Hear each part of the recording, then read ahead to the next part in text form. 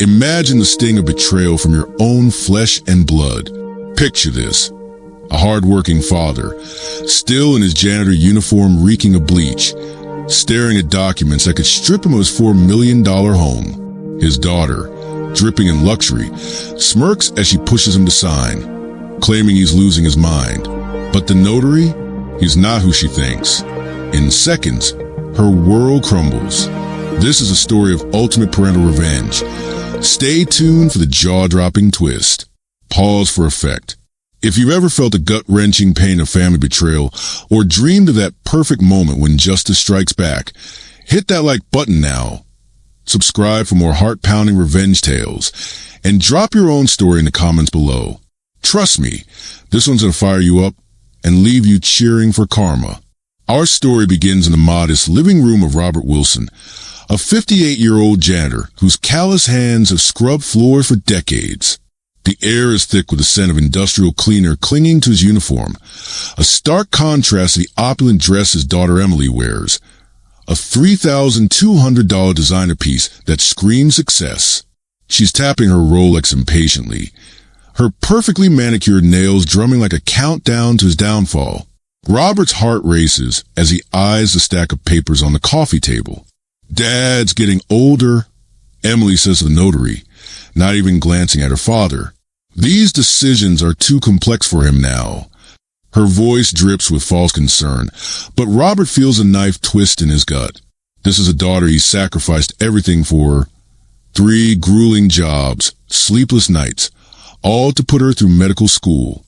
And now, she's here to take his one asset, the house he built from nothing. The notary, a distinguished man with wire-rimmed glasses, hands Robert his business card.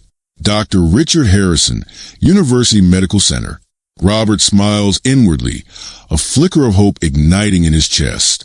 Emily doesn't notice. She's too busy painting him as senile. But Dr. Harrison gives the slightest nod, a silent alliance formed in that moment. Emily has no clue this man witnessed Robert's endless toil firsthand. Flashback 2 weeks earlier. Robert sits in the back row of a grand ballroom at the downtown Marriott, surrounded by 450 elite medical professionals. His $89 Walmart suit pinches at his labor-worn shoulders, a reminder of the years spent bending over mops and vacuums. The screen lights up Dr. Emily Davis, cardiothoracic surgeon, overcoming poverty and educational neglect, a personal journey. Robert's chest tightens like a vice. Neglect? The word burns. Emily strides the podium in heels worth more than his monthly groceries. Her voice echoes confidently. Growing up with an absent father who prioritized work over family, I learned education was my escape from poverty. Robert grips the program, his knuckles white. Absent? He was there every night, exhausted but present, helping with homework after 16-hour shifts. The audience murmurs sympathetically, nodding at her tale of woe. She continues, "My father worked multiple jobs but was never there for homework, events, or emotional support.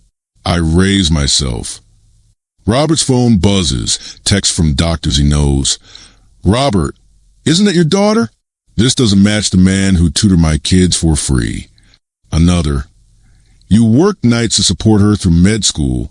He starts recording quietly, his blood boiling as she spins lies about financial instability and emotional neglect. "Without home guidance, I sought mentors elsewhere," Emily says, her voice strengthening. The applause thunders as she wraps up, colleagues praising her resilience. But Robert's mind reels. He has bank statements proving $156,890 spent on her education alone. During questions, Dr. Harrison asks how she financed med school. "Scholarships for disadvantaged students," she replies smoothly. Robert's blood runs cold. Those required proof of hardship, but he earned $67,000 yearly. Afterward, as colleagues swarm Emily, Robert stands. "Robert," Dr. Peterson calls. Emily's face pale seeing her father in his cheap suit. "Dad, what are you doing here?" she hisses. "Supporting my daughter," he replies calmly. Doctors chime in. "We know Robert. He tutored our kids, refused payment despite tight money." Emily stammers, her narrative cracking as they share stories of his dedication. Photos emerge. Robert at graduations, exhausted but present. Emily's hands shake. There's confusion, she says, but the room grows quiet. Her victim story unravels with witnesses. Dr. Harrison studies Robert with interest. Mr. Wilson, let's speak privately. Emily blocks. Dad's memory isn't great. Robert meets her eyes. My memory is fine. I remember everything.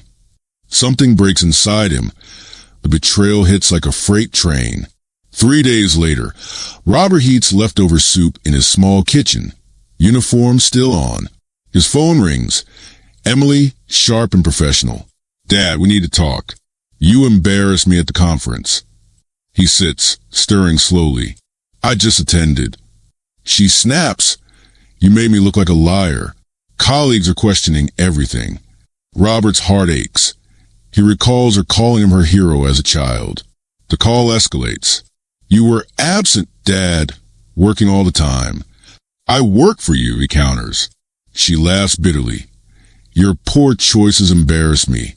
Other kids have professional dads. I had a janitor smelling of chemicals.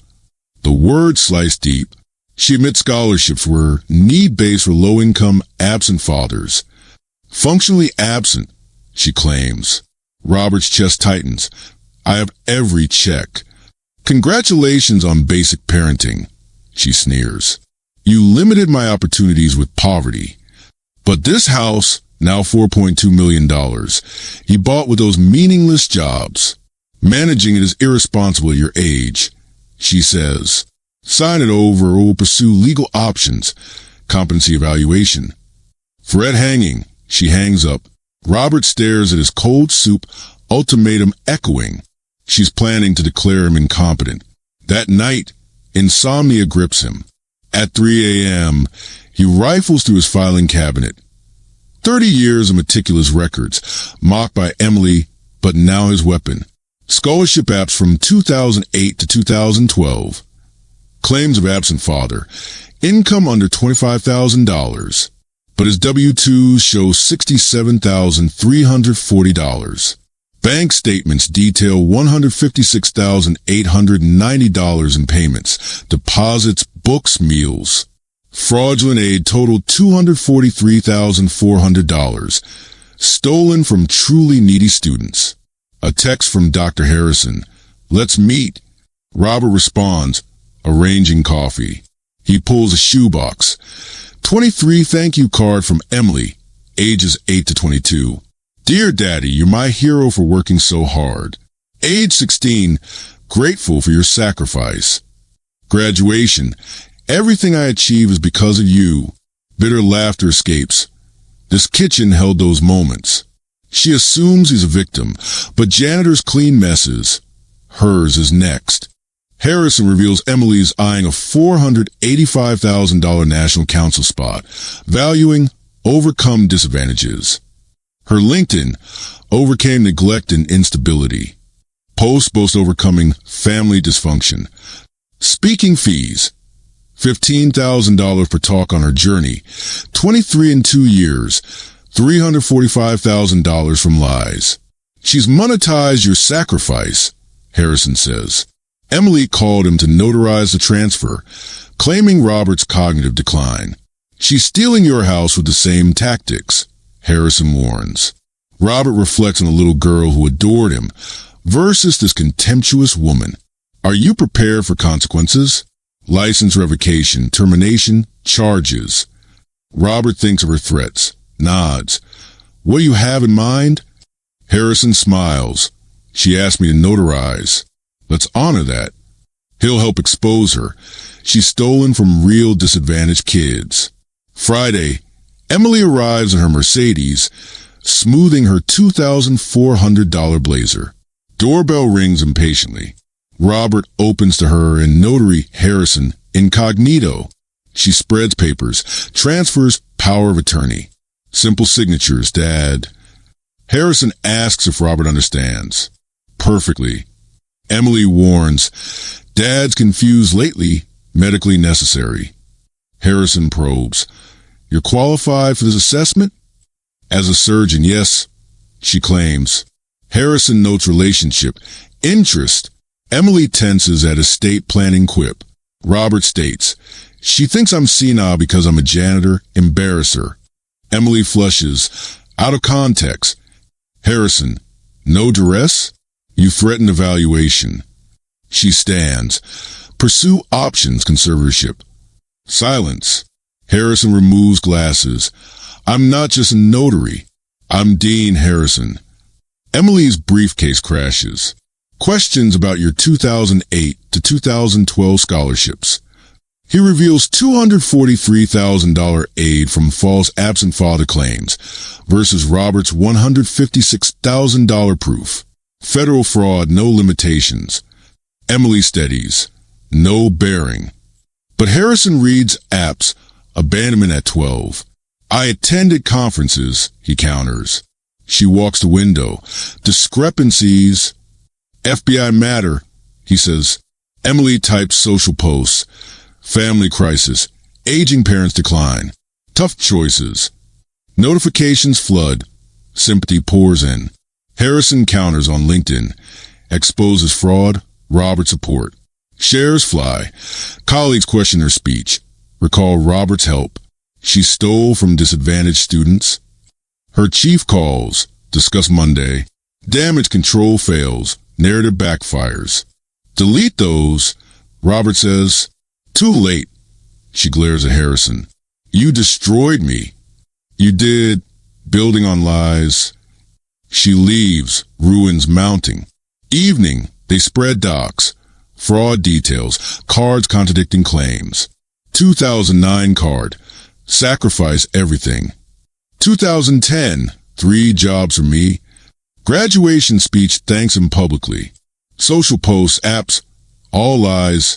Speaking fees $345,000. Jobs emphasizing neglect.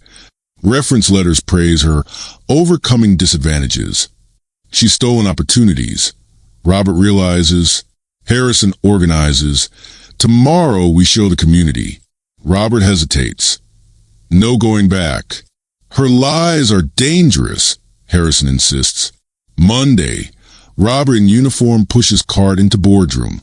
Emily radiates confidence. My background qualifies me. Harrison nods. Robert enters. Emily pales. Dad? Invited, Peterson says. Concerns about neglect claims. Apps quoted. Abandonment, no support. Misunderstanding, she stammers. But checks shown. $2,400 deposit same month as no support claim. Total, $156,000 versus $243,000 fraud. Murmurs, federal fraud. Cards read, thanks for sacrifice. Young, she says. 22, Williams counters. Speech, selfless father. Pressure? No. Current apps repeat lies. Still profiting. Robert shares. 3 jobs are a focus. Never missed events. Emily cracks. Emotional dynamics. Fabricated to steal? Peterson ices. Cards passed. Hero gratitude. Extensive fraud. Martinez declares. Emily grabs briefcase. Done. Chief and FBI wait. Harrison says. License review. Terminations, cancellations. 48 hours to resign. Emily sinks.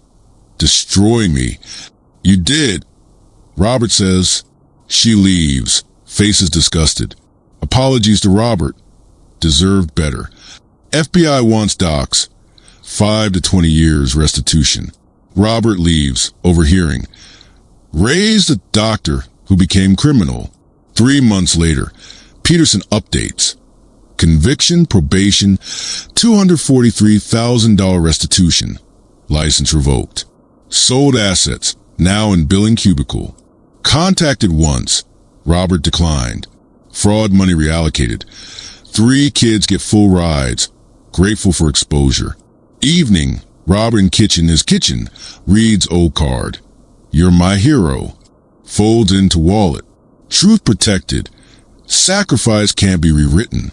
Love means consequences sometimes. The boardroom air thickens as evidence piles up. Emily's face drains of color, her arrogant facade shattering like glass. Slow motion.